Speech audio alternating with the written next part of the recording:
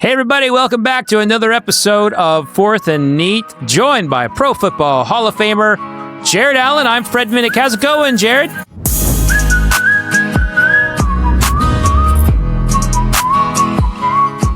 Doing well, brother. Doing well. Happy after Turkey Day celebration. It's December. It's December. It feels like December today, too. It is. Did it snow in Nashville? It did not. It did not. We got a lot of rain, though, over the night, and it's down to about 33 degrees. I thought it was going to snow. It is it's snowy, and it's cold, and I love it. I love snow. You know what? I like I love a good Christmas day. I would rather have snow than rain. Absolutely. Yeah. I mean, if I have to choose a precipitation, it's definitely going to be snow. The only thing I don't like is out here in the South, they just cannot handle the roads, and so they shut everything down. Shut everything down. Yeah. Oh my goodness! You think of snow, they cancel everything, mm-hmm. and not to mention, I don't see. This is what I don't like about it right here. So we got wet and rain, and then you get the wind. So now you got that like wet wind. Like I'm like, ooh, that'll chill you. But I get to wear awesome jackets. I got some really cool jackets I like to wear. Some cool boots. Boots. You get to bundle up. You could drink coffee all day without being judged. Well, I don't know. I can't drink coffee all day anymore. Like my heart just starts going. Bah, bah, bah, bah, bah, bah, bah. I'm like, whoa! I live off of it. It's fantastic. I think I've had 3 already today. So when I was, I remember being in the military, there was this old grizzled sergeant who just drank coffee nonstop. I don't think the man ever drank water. He's probably still alive. Yeah, and you know what? He ran faster than everyone. And so I was like, hey, it's like, what's up with drinking coffee all the time? You never drink water. He's like, this is water. It's made from water, you idiot. I was like, okay, sorry, Sergeant. Strong point. Caffeine, though, is a little dehydrating, yes. But I like to mix in some just pure water in there as well. But he's not wrong. It's just flavored water. Yeah, this guy was a badass, and he kind of like scared me a little bit, and he called me an idiot, so I just moved on from the conversation. Yeah, you know what? When the guy... Okay. When a guy is just drinking coffee and outperforming everybody and never hydrating properly, you're like, yeah, you rock, buddy. You do you. He's going to do his thing. And if I think I push it a little further, he may have introduced me to something else he liked, which was his pocket knife. So yeah, stick him. Just stick him. Actually, it's funny. I was talking to, I think it was a Green Beret years ago. I was like, I think it was when I was like in 9th grade, and we were at, I think it was the Defense Institute down in Monterey, the Defense Language Institute. And they had a bunch of different branches of the military there. And this guy was maybe a special forces. I think he said he was Green Beret or something like that. But anyways, we were talking weapons, and he was saying, he was like, the deadliest weapon I carry. And he pulled this little pocket knife. Mm-hmm. And he's like, just because we can be into a fight, and I can just basically cut your jugular, stick you anywhere I want. You never even know it. That's exactly right. Like, yeah. Well played, sir. Yep. Well played. And again, you know what? Our second week without a guest, and I know our listeners are probably, whoa, what's going on? Well, the truth is we don't have very many friends. Nope. Because we talk about stuff like this. Yep. And people are like, you're not here to hype up my career or my ego. So I don't want to be on your show. No, it's the holidays. It's the holidays. And True. I don't like bothering people around the holidays. And I figured, we didn't want to rush to get somebody on Thanksgiving, getting ready to play and then, coming after the holidays. But we got some cool things to talk about today. But I will tell you, like, you brought up something very interesting, and I have not addressed this, but that was a big reason why I wanted to like move away from my old show, the Fred Minnick Show, and do something with you, because I got so tired of people wanting to come on the show and promote something. Like, it was like, I had someone on, and I was like, I have absolutely nothing in common with this person. They don't like bourbon, and they're just wanting to promote their new song. And it was like, I can't do this. I can't fake it. Oh, dude, it's funny. That's funny. You know what's funny is, and I won't mention names, but I was discussing with other bourbon people at a big distillery, and there was a celebrity who came out with a bourbon, but doesn't drink. And didn't even promote it. I'm like, yeah, come on, you can't sell it unless you're going to at least, you got to try it. You have to be, so that's the thing is I cannot, promote something I'm not willing to do myself. Like, for example, I had, Impossible Meats came and approached about potentially doing something. And, I'm like, I'm not against a meat of substitute. I eat meat. Obviously I can't eat beef right now because of alpha gal, but I also was like, what are the ingredients? And I couldn't get behind it because I'm an organic guy. I'm not into artificials. I'm not into all this stuff. Right. And, I did think you just real whole natural ingredients, and I couldn't do it. And it was unfortunate. And, and again, I thought everything they were doing was cool as far as like how they wanted to, obviously into a healthy lifestyle, this, that, and the other. But if your core values don't align with something, or if you can't if you're not actually going to do it, you can't promote it, like you said. So if you're sitting there and you're like, you feel it's inauthentic, right? Yeah. I think that's the best way to describe it. It's inauthentic to sit there and have a conversation with somebody who you're like, no, doesn't like bourbon. And you want to, and you're like, and you probably don't even listen to their music. I did, it was good, but I wouldn't say it's like on my playlist, but it just, I did not enjoy having someone on the show because they had umpteenth amount of Instagram followers or anything like that. And it just was like, I don't know, the last run I had, I mean, my numbers were off the charts. I had shows getting like 400,000 views and downloads, and I mean, it was crushing it. And I just was like, and everyone's like, okay, let's get the next season going. I was like, I can't do it. I'm out. I can't do it. Gotta be true to yourself, Fred. And then you came and teamed up with me, and you went from 400,000 downloads to like 12. But more fun. Oh, way more fun. And the other thing is too, is like, this isn't work for me. Seriously. No. I love this. And not that, I loved my last show too, but like, I also had to drink a lot with people, and at some point, that impacts a lot. Yes, absolutely. And then depending, you're like, this person sucks, so I'm going to drink more. And then you're like, oh crap, I drank too much. Now I got to go back and edit the show, make sure I didn't say something stupid. Oh man, yeah. And then, me too. I'm like, dude, it's like jumping on. I'm just like, oh, your podcast. I'm actually just talking to Fred for an hour. Yeah, this is fun. It's fun. all it is. It's always and great especially stuff. The stuff we talk about. Speaking of, you're talking about your old show, right? Yeah, and stuff from the past. You heard about the guy who the doctors removed a cigarette lighter from a man's stomach 30 years after swallowing it.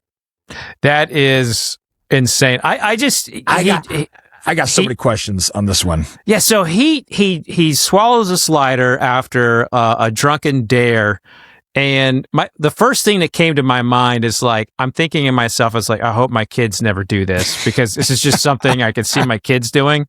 And then I think back on my life, I did all kinds of dumb shit like this, like I one time I stuck my finger in like the spark plug hole for a motorcycle while someone did it just to see what it felt like. Licked the 9-volt battery. I licked many a 9-volt battery. Let's see. What else have I mean, I've done a lot of dumb shit. We used to fold gum wrappers into little fuel goal posts and stick them into the outlets and make them pop and burn. That's actually. Yeah, but I never was into swallowing stuff, like swallowing a lighter. And so here's my question. A, how did you not pass it? 30 years it never passed. Mm-hmm. Yeah, right? so maybe it's just like it went down and got like there, and then like everything moved around it, But why 30 years? I haven't read the full article, so I don't know if maybe it answers the question in the article, but 30 years was like, you know what? I've had it. 30 years is long enough to have this thing in my stomach. I feel like I don't see my lighter come out within a week.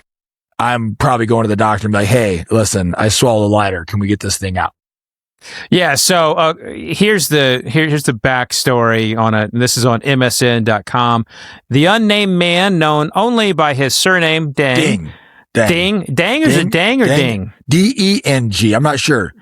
Ding? I would say Ding, right? Dang. Well, Ding. We'll say Dang. Dang, like E-S. So yeah, Dang. Revealed he had swallowed the instrument as a part of a drunken bet back in 1991. However, since then, he has suffered from major health issues, resulting in the man needing to be treated. So I imagine, he's going in there, his belly's hurting, they do a CT scan. They're like, what the is that? And then they do an MRI. They're like, ooh, we still don't know what this is. And when I was first reading the story and hearing about it, my first thought was, I have a really good friend who's a radiologist, and they get a lot of people who have instruments go into their stomach area from another portal of the human body. And that's where I thought this was going. And it turned out he swallowed a lighter. So yeah, right. That, I mean, can you imagine? Oops. I saw one the other day. You sat on your lighter? Yeah. I saw an x-ray the other day. It was the Elf on the Shelf. Someone had lunch at Elf on the Shelf there. Oh, jeez. Yeah. Kids never found it. Surprise. But I'm sorry. How bored do you get with your life where all of a sudden you're like, man, what can I do today? You know what? Let's jam something in my rear end. Like, you know what I'm saying? Like, I'm gonna play hide and seek with myself. Yeah. To me, I'm just like, because maybe the third or fourth after you do it, like, but you had to make a conscious decision to do it at some point. Mm-hmm. Someone looked at that elf and was like, yeah, man, game on. Well, all I know is when I was a kid growing up, there were always rumors about people who did that. And like, if you ever get labeled as the guy who is like shoving things up there, you know, it never goes away. Like, even to this day, I'll see that person when I go back to the gas station. You have to verify it though. Yeah, but even what are you going to do? Go up to him and like, so you putting pine cones up there? Because as a kid, that's an easy rumor to start about a kid. What? These were not kids. These were adults. These were adults, so and married with family, all that stuff. But like, oh man, ooh, that's just the Saturday night gone bad. In a small town, Oklahoma, if someone, there's someone in the medical community and it leaks out from that family. Oh, wow. Yeah. So, there's violation of HIPAA laws. We say violation of HIPAA laws. Dude has a lawsuit on hand for sure. But it's a malpractice. But let's weigh a small town. Let's weigh a small town. HIPAA. Come on. And here's the other thing. You're in a small town. Everybody knows you. Everybody knows what you're doing. Everybody knows everybody's business. You can't be shoving things up. You can't be getting things in your business. You know what I mean? Yeah. Come on, people. Yeah. If that happens, common sense is lost. If that happens, you have got to go to another county. Another county, fake name. Mm-hmm. How does it happen? Yeah. Oops. Play oops surprise. So the excuse is I just sat on it and I didn't know it was there. I mean, through your pants. I get it. I don't know. Not my expertise. But again, guy swallows a lighter. So let's go back to this route. Swallows a lighter. How drunk are I can swallow my lighter. I'm not swallowing a lighter like a penny. I think we all swallow a penny. Like flicking a penny or something, or, you're throwing something in the air and catching your mouth, you swallow it. I don't know. Gum is probably the most thing I swallow, but then I got terrified to swallowing gum when I was little because I heard it stayed in your system for 7 years. Don't know if that's true or not. I can't chew gum. I can't chew it. There you go. I hate the texture of it. There's a rule in my house. No one is to chew gum, but it all stems from my wrestling coach who had periodontal disease. Ooh, and he chewed big red gum. Yeah. And that made everything worse. Nothing but sugar and artificial flavors and colors. Mm-hmm. Yeah. All in there with his decayed tooth, just like, seeping out pus as he's chewing it. And his face is like 6 inches from mine saying, get off your back, boy. The breath. Oh, it was awful. Just fermented. And this, chewing gum is not allowed in my house. If it's in there, it automatically has to go in the trash can. Okay. All right. Well, yeah. The strangest thing I've ever swallowed, man, I think I swallowed an eraser once, like the end of a pencil, because I used to biting on it. Yeah, I used to chew on it all the way. I think I swallowed one of those. I'm gonna go back to this real quick. I'm just gonna show you the picture in the article, and I'm assuming this is the lighter, but let's see. You got the. Oh my. Oh my. What are the doctors? What are they celebrating? Three of them celebrating this thing. Now, this is like, they're like holding it like they just caught an alien or something, you know? It's like a prize. It's like a prize trout. It's like, hey! And poor guy's still probably unconscious on the table. Well, imagine they had to use like special instruments that they designed on the fly to pull this thing out. So it's not like they had like some kind of like, you know, scope that could go in there and just latch into it. Everything they had that kept like falling off. So they had to like get like a special wrap. I imagine they brought in like a fisherman, you know, like that's got to be that's just got to be a random dog. Why is that's the new storage bag? That's the new storage bag. That's the medical storage bag. Yeah. Does that go into the medical museum now? That's probably not even the worst thing they pulled out of somebody, but it probably is the method of how they had to retrieve it, right? Yeah, but also think about this. It did not there was still lighter fluid in it. It still worked. What? None of that ever exposed. The stomach acid never broke through. Wrote that down. Yeah. Wow. I mean, so I don't know. I would want to study this lighter. With forceps, metallic feel. Yeah, that's the lighter. That was definitely the lighter in there. If you are the lighter company, I mean, if you're Bic Lighter right now, you're calling this hospital up. Can you tell us the name of the brand? Yeah, right. I want that. I mean, this is the forever lighter. Yeah. I mean, some dude swallows it on a bet and boom, still working. You can still toke with it. Oh, anyway. Yeah, it didn't leak. Wow, lucky man. But again, why 30 years? What was the all of a sudden? Because it said he didn't have any major health problems. Yeah, it just kind of came on. Yeah. Well, hey, I guess you start feeling your guts heat up. You think, you know what? I swallowed a lighter 30 years ago. I should get this checked out. You know, hey. And also, if it was on a drunken bet, how did he remember?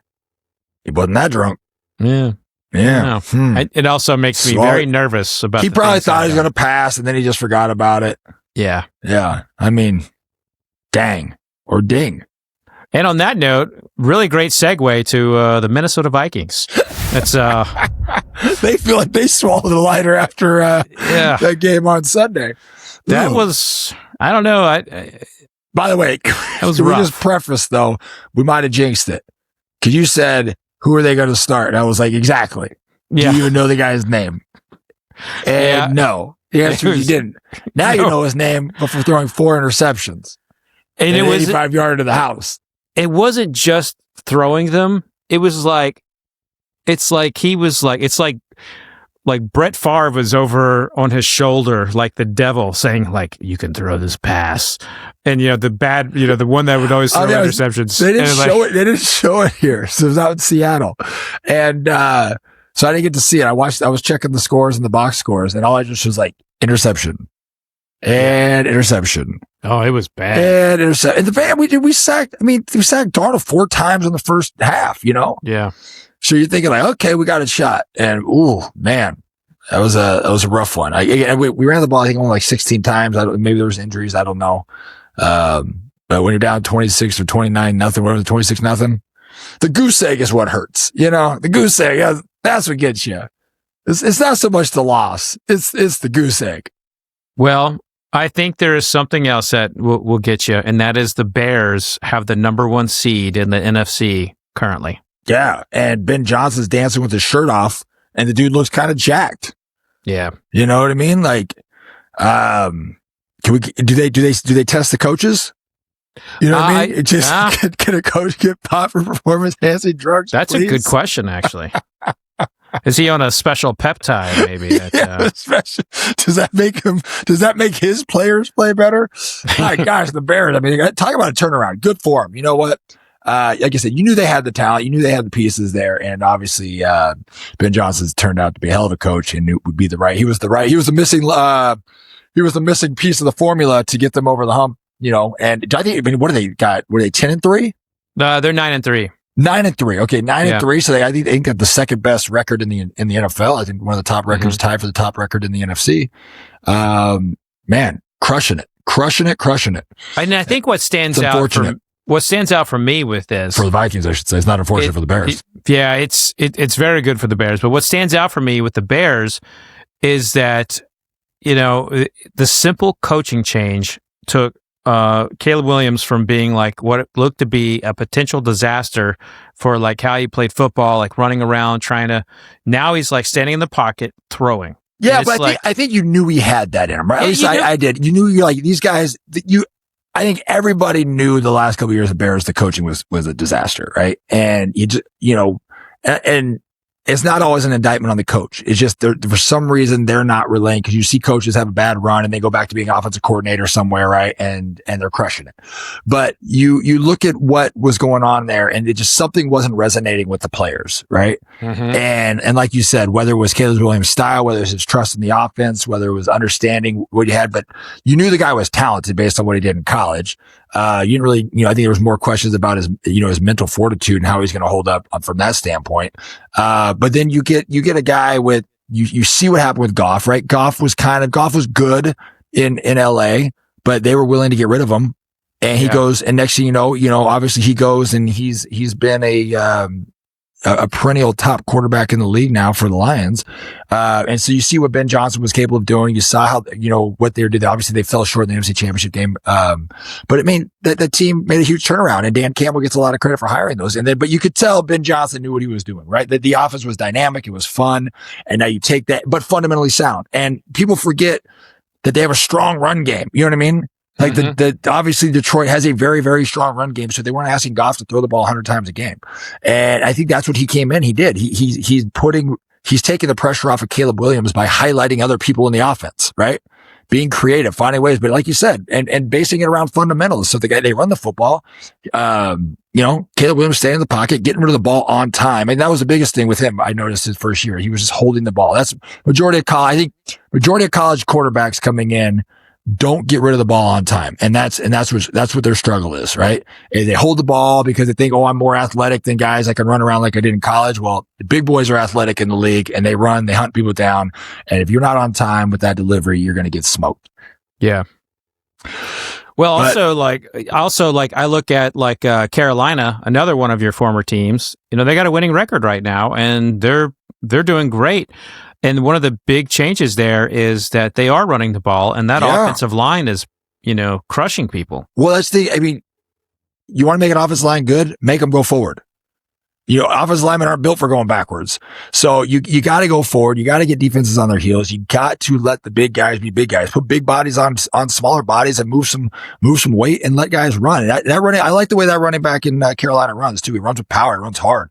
I got to watch a little bit of that Dallas game, and that dude was all over the place. And I see what you're saying too is like, there's, like I said, I think I said this a few weeks ago, there's a resurgence in the run game because, it's proven. That's what I love about football. You can get as fancy as you want. You get these RPOs. You see with RG3 comes in and he has a highlighted year. Guess what? Then we just hit him and we break them. And those types of things go away. The gadgets, they might succeed for a year or so, but then they go away. True football. It is always going to be fundamental football. You got to run the ball. Look what Nick Saban did. Nick Saban had a ton of success. They ran the crap out of the ball in Alabama, right? And then you have a good quarterback to go off that because the pressure's not on him. You don't have everybody backing up. People have to respect the run. And you look even with Tom Brady, what they did in New England, they always had a strong run game. They were always balanced. So, everybody wants to have these smart, crazy offensive minds or this, that, and the other. It's like fundamental football. And then you can be creative within the fundamentals. Like look what Dan Campbell's doing with, and Ben Johnson did in Detroit, right? They brought back a run game. They used 2 running backs, but then, and then they got great receivers. They got everything off the play action and stuff like that. So, for me, if I had to build a team, I'm starting with my offensive line, running back, and tight end from an offensive standpoint, right?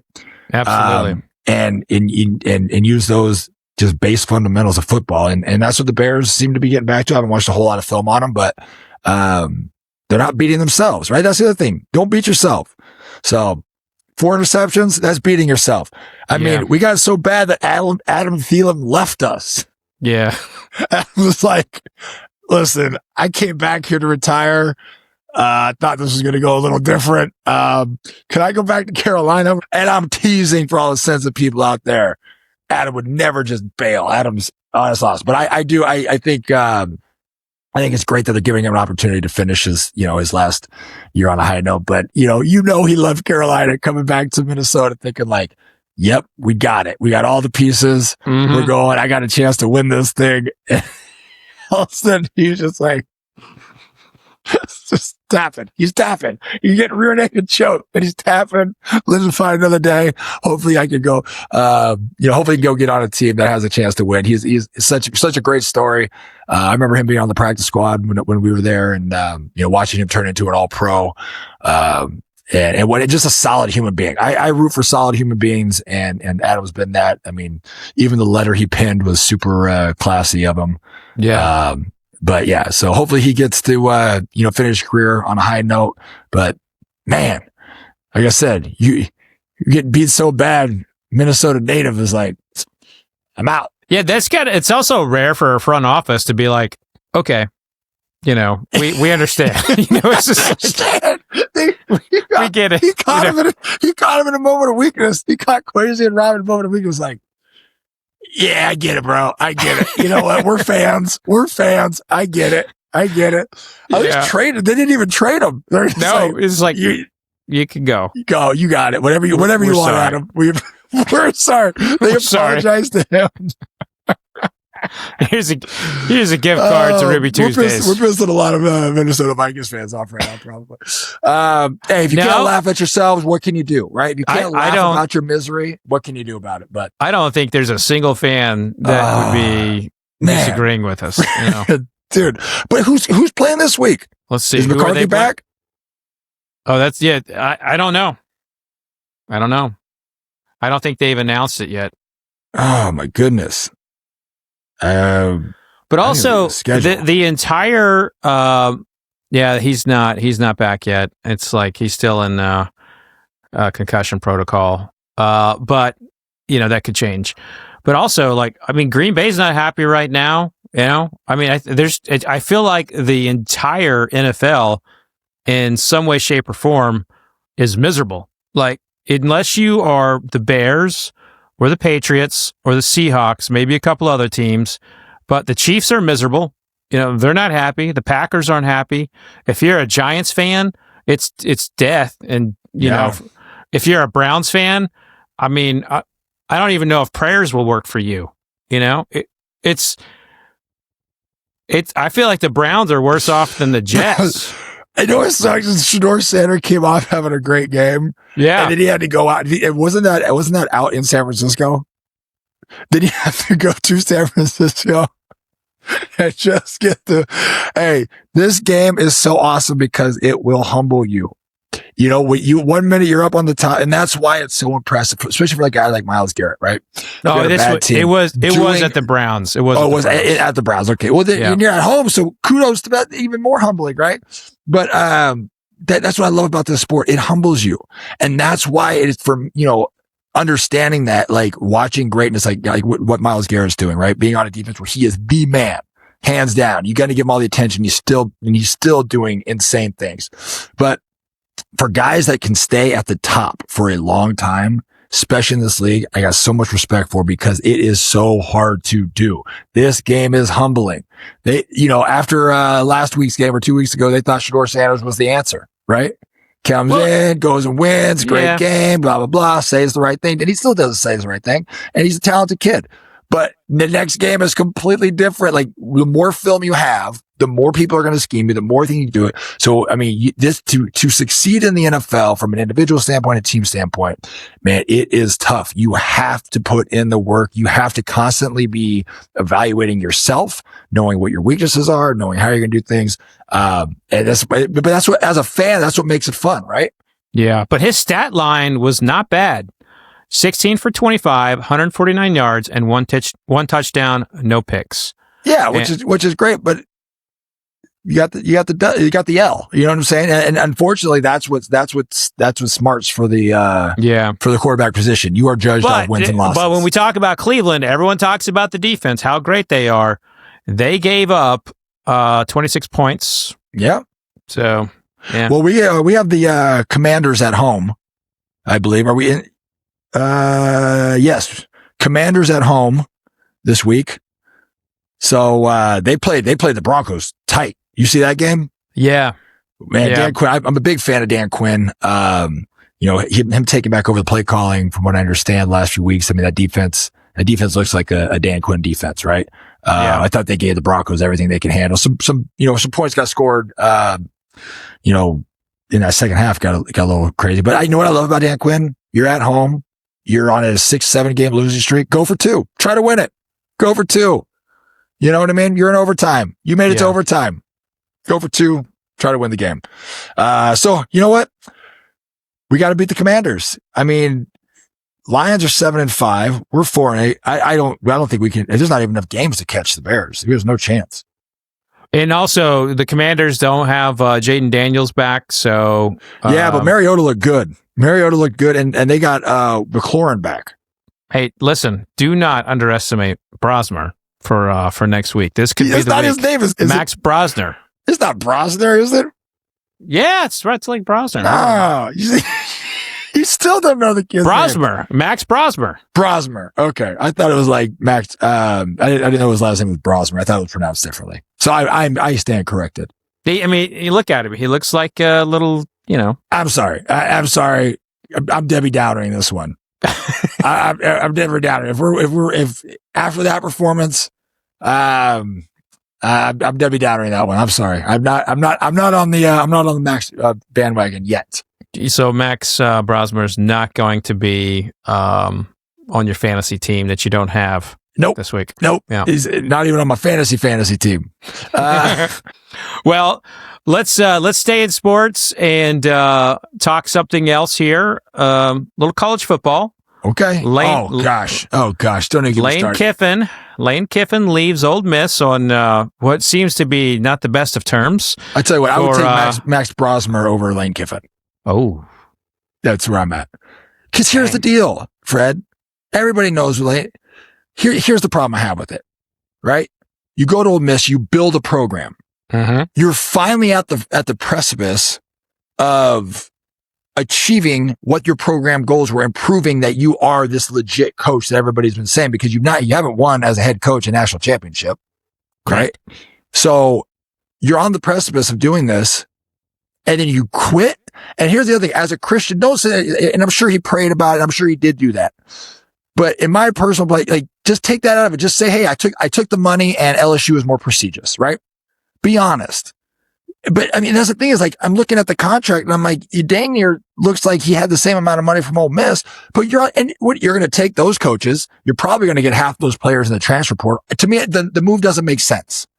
You know what I'm saying? And what drives me nuts about college football right now, what drives me nuts about this college coaching situations is there's no accountability to the contracts you signed, right? What are we teaching the kids? What are we teaching people? You want me to commit to you? In recruiting, you're supposed to go into these parents, offices and tell them they're going to commit. You're going to do all these great things. You're full of it. You just signed an extension and you bail and you're in the playoffs. You have a legit chance to accomplish what your whole program is built off, and you walk away from it. I'm totally viewing this from no inside knowledge of what everybody else is reading, but the optics suck. Yeah. And I don't know how you go in and you recruit any player to LSU now and say, we're going to build something here. We're going to do this until I get a better offer. Yeah. You know what I mean? Like, and it's not like you're going from like the MAC or you're going from Big 12 to SEC. You're already in the SEC, right? You have a winning program now. You can go get whatever recruit you want. And I heard him say something about the NIL money is what made the difference. Well, put that back on the school then. I mean, at some point, come on, dude. Like, honestly, I think what are you afraid? Was he afraid of losing? You know what I mean? Like, you didn't like the matchup to walk away or to have this delusion that you're going to take a job in the SEC against a rival and be able to coach the team through the playoffs. Yeah. To me, I think this whole thing stinks, and I feel bad for those kids that believed in the program. You know the kids I feel bad for? I feel bad for the kids that aren't going to be that aren't going to have all the NIL money thrown out in the transfer portal, right? I feel bad for those offensive linemen, those defensive, like the workhorses of the team. Every team has those workhorses. That is the glue to that team. It's the foundation. It's not the superstars, right? And those are the guys that I feel bad for, because now they're all rallying around this coach. That's great. But you already had a couple assistant coaches bail. Let's talk about that. Where's the loyalty? Team sports is about loyalty. Team sports is about doing what's right for the guy next to you, right? It's kind of like in the military. You got my six. You have to trust your guy has your six. Where's that at? What lessons are we teaching? This football has become an individualized sport. College football is ruined, in my opinion. You got coaches bailing, losing coaches bailing, go get more money to be mediocre. You know what I mean? I don't get it. It drives me up the wall. When I saw that, I was like, dude, how do you look at yourself in the eye and then say, I prayed about it and God told me to take the bag? I'm pretty sure the richest guy in the history of the world chose wisdom. You know what I mean? That's my problem with it. The whole thing to me stinks. I thought it was hilarious. Those kids at the fans at the airport. I don't, if the story is true about them running his son and kid off the road, there's no room for, that's ridiculous. But again, man, I don't know. I'm not even an SEC fan or Ole Miss fan. I just feel bad for him. I just thought it was dirty. I think it sets the landscape of what college football has become. And at no point can anybody ever get mad at a kid for not honoring his commitment, right? What are you teaching these people? No one's going to commitment. What's the point of contracts? What's the point of signing dates? I'm just be here. I'm here till a better offer comes. That's what everybody's saying now. Without a doubt. Freaking ridiculous. And I also want to say, I feel like LSU has, really not done a good job in the last few years after winning a national championship with Coach O. See ya, get out of here. We're going to hire Brian Kelly, who's doesn't appear to have been a good fit. Where did he win? They just fired him.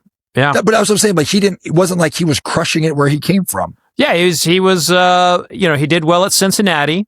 Okay. So I feel like Brian Kelly and Lane Kiffin are very similar to me because Brian Kelly built programs at Cincinnati, did well at Notre Dame, but I felt like he turned his back on Cincinnati to go to Notre Dame. And that I understand, right? I put it this way.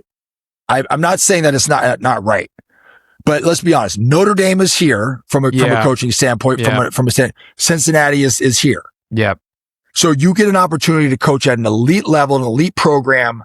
Why do you ever leave Notre Dame? Yeah. Notre Dame is about as prestigious as it gets. Sorry, continue. But that to me, I could have we could have a debate about that, right? Well, so and I could understand his mindset. I mean, he literally killed a kid at Notre Dame too. He had a kid go out and film video on one of those little video towers, and it was windy, and he expressed concern about it and everything. It's just everyone just kind of forgot about that. You know what? I do remember hearing, but I don't remember the details on it, so I can't comment on that. But that sucks. But when it falls underneath your jurisdiction, you're the boss. It all falls on your shoulders.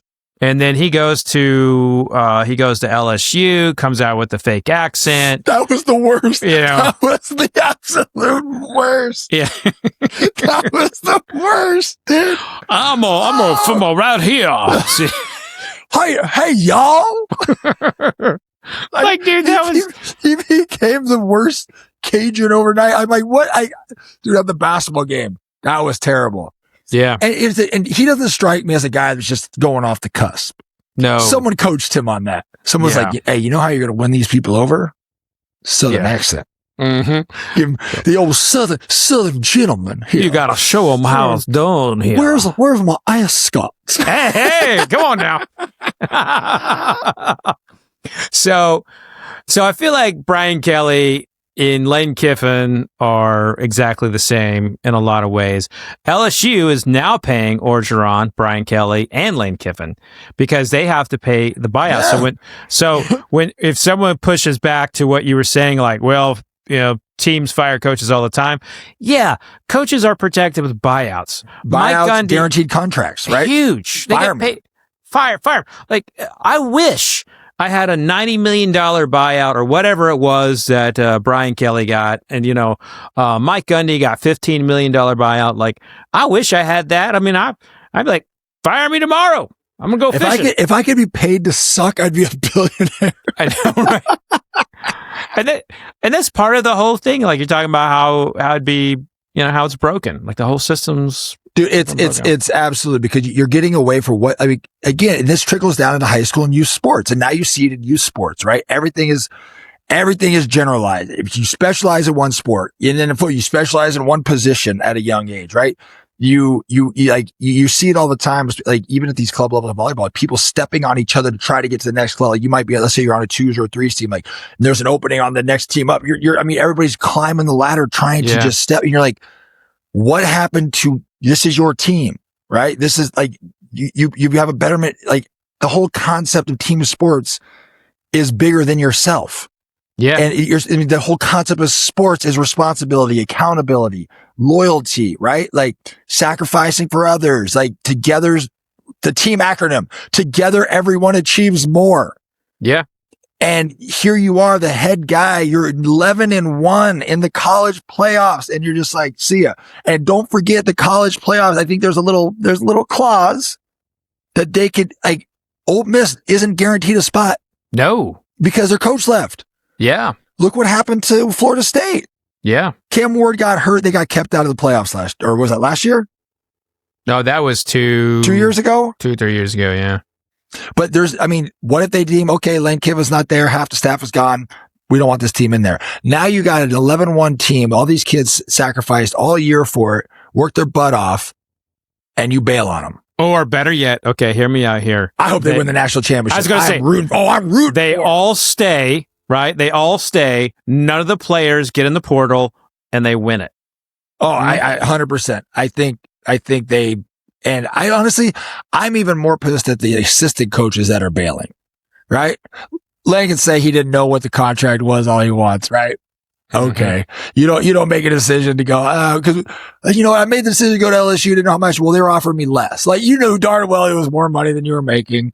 Again, I don't pee on my leg and tell me it's raining. You know what I mean? Yeah. And so the assistant coaches that are going, like, come on, guys. Like, you're just bailing on your players. You're bailing. And again, how do you go into your next meeting room and demand accountability from your players? The first thing I would do would be like, yeah, whatever, coach. You're probably going to bail as soon as you get a better offer. Right. And that's I think why I have so much respect for Nick Saban. He went to Alabama. It wasn't like Alabama was a perennial powerhouse when he was there. He built it up. He built it up. He stayed. He could have went anywhere and people would have paid him to go to any school he wanted to. Mm-hmm. And he stayed and he made Alabama. He sure did. Yeah. And that's why he has a statue. And I don't understand. And then you even look at, like, this happened a few years back, Lincoln Riley, right? When Lincoln Riley, they hire him away to go to USC. And I'm like, yep.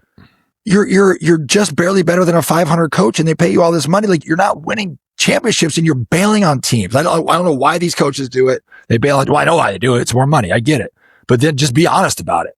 Just be upfront. Be like, well, 'tis the system. I'm getting paid out here. See ya. So here is a coach story that I bring up, and I think back to Butch Davis like all the time when he was at Miami. Like, he had Miami back, right? So Butch Davis brought Miami back. They were back to being important again.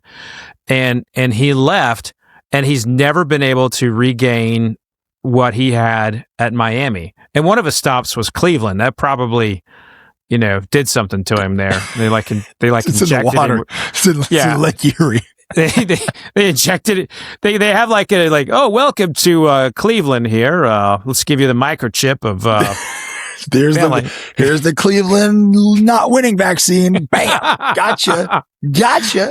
But Miami came back, but it hasn't been the same. But he has definitely not been the same. I don't even know where he's at now. Let me do a quick. No, you do see that. Even like I'm a massive Lou Holtz fan, right? But let's pretend when Lou Holtz left Notre Dame. I think, didn't he go to South Carolina when he left Notre Dame? Yeah, he went to Notre Dame. Or he was at Notre Dame, and he went to South Carolina. Yeah, but it wasn't kind of retired though. Yeah, but it wasn't the Lou Holtz of Notre Dame. You know what I'm saying? Like, it wasn't Lou Holtz's teams in Notre Dame. But I think you see that sometimes because I think the institution takes on the identity of that coach, right? I wanted to go to Notre Dame and play college ball because of Lou Holtz, right? Yeah. And when you leave Notre Dame, it's like, you know what I mean? You're not getting those same players to South Carolina. Like, it was Lou Holtz and Notre Dame made sense. Lou Holtz in South Carolina didn't really make sense to me. I thought Lane Kiffin did a great job of building back his, he didn't have the greatest reputation at times, that kind of stuff. Like, I thought he did a great job building back prestige and creating a culture at Ole Miss, right? Like, yeah, you took I don't think they were winning since Eli, and so you take a school, you build it back up. You're at the precipice of proving that you are this is your Super Bowl. This is your chance. And you walk away from it. You leave. Mm-hmm. Like, come on, dude. I don't get it, and damage your reputation. Absolutely. Who in his corner said this is great? And here's the other thing: how jacked up is LSU to force his hand to make the decision? They could have said, you know what, this is our guy. They could have talked to his agent, left Lane out of it. The fact that because you can't tamper with players, right? Other schools can't be in there tampering with players and stuff like that. In the NFL, you can't, right? You can't. So I don't understand why schools have access to these coaches during the year. He's still in a year. In the NFL, it happens all the time. But you can't interview a coach till after they're done, right? Mm-hmm. So you got guys that are on the playoffs on a Super Bowl run. And you see NFL teams waiting to interview these coaches until the season's over. How does college football not have that same deal? Well, I think the NCAA has lost so many battles. Like, they can't. They don't have it in them to fight them. But again, and if I'm thinking, even if I know I'm leaving and I'm going to take the LSU job, and I might tell my agent, hey, I'm taking the job, but you're going to have to tell them, use a carrier pigeon. I don't know, pass a note saying, we're not having this conversation until after the season's over. Yeah. Like, at least show some loyalty. I mean, you got your guys to the tournament and you bail on them. And kudos to Ole Miss for not dragging out a coach. They just said, boom, defensive coordinator, you're our guy. I love that. I love that. You're our guy. Bam. There was a lot of pissed off coaches out there who thought they had a shot. Like, somebody like the Tulane coach, he's having a heck of a year. He's like, I got a chance to get into the SEC. And they're like, door shut. Nope. By the way, Butch Davis is at Florida International University. FIU. FIU. And that, can you imagine? So he was the guy, right? So he was the big man on campus when it came to college coaching. Then he left for the pros, came back, and just has not been the same. And I know how it happens. Yeah, it's what, there's so many stories like that. And that's what's going to become of Lane Kiffin. I don't see this working out at LSU. I don't know if someone has jinxed that program, but it's just not fitting. It's not from a lack of them not spending NIL money last year. They spent a truckload of money on NIL. I mean, here's the deal. Like, take this move away. The guy is obviously a talented coach. Without a doubt. Right. The guy's obviously a talented coach. He's won enough games. He hasn't won the national championship. So you cannot, but only one person gets to do that every year. I think there's a lot of talented coaches that haven't won national championships.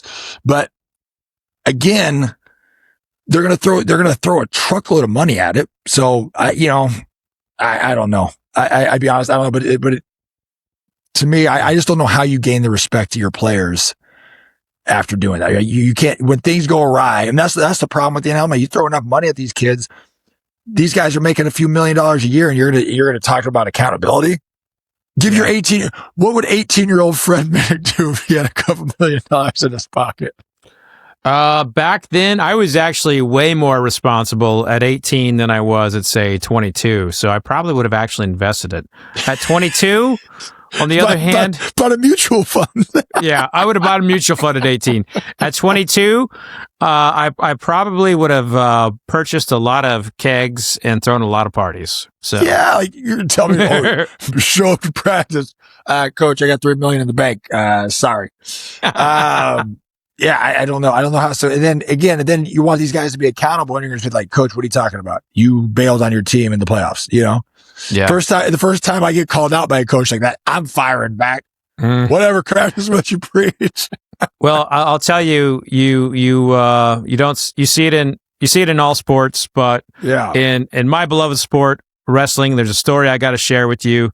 I believe that you need to take your mullet competition to some wrestling tournaments. You are seeing some grade A mullets at wrestling tournaments right now. These young men and their fathers are bringing it back. I saw one they have character. They have character, Fred. There was flow. Some dude had overalls on. And I wanted to take pictures, but I just like, you know what? I feel wrong taking pictures, at a wrestling tournament of your wallet. Well, because then everybody's gonna be like, Fred, why are you taking pictures of boys in singlets? Like underage kids in singlets. What are you doing here, man? Fred, they are not 18 and no one's given consent for you to take these pictures. Well, I was referring to the grown-ups, actually. Oh, the grown-up wrestlers. Okay. These would be the dads. Even worse. Yeah, well, that's what I'm saying. The dad's like, why are you taking pictures of me, bro? Yeah, he's going to meet me out in the parking lot. Yeah, I was going to say, mess around, get slapped. Like, you get a little, listen, guy's got a mullet and you do something enough. Like, most guys go, all right, man, I got a little tolerance.